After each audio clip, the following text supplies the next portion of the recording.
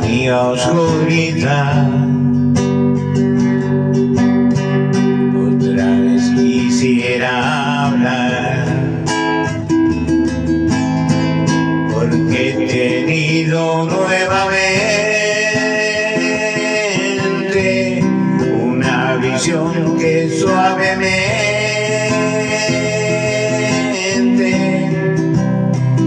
iba cambiando mi manera de pensar. La oigo hablar, la escucho en el silencio. En sueños caminaba yo entre la niebla y la ciudad, por calles frías desoladas, cuando una luz blanca y helada hirió mis ojos y también la oscuridad.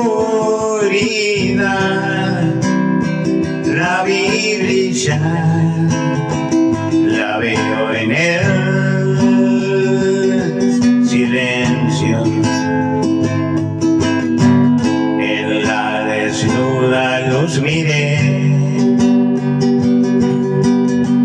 vi personas tal vez más, gente que hablaba sin poder hablar, gente que reía sin poder reír,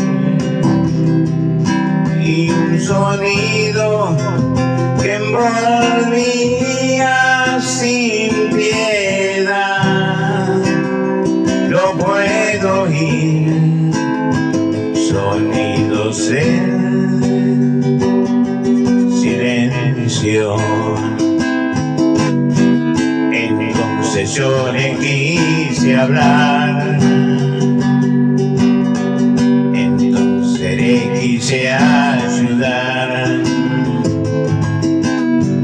hice sentirlos como hermanos, quise tomarlos de la mano,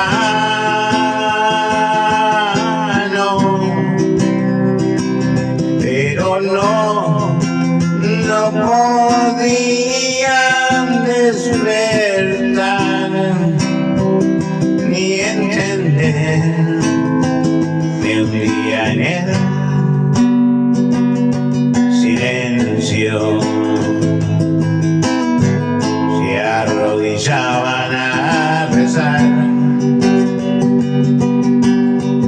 Aquella luz era su Dios.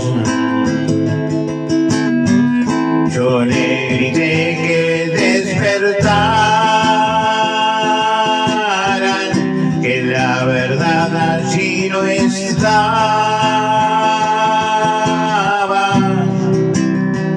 que los profetas no son luces de neón, y que Dios siempre habla en el silencio.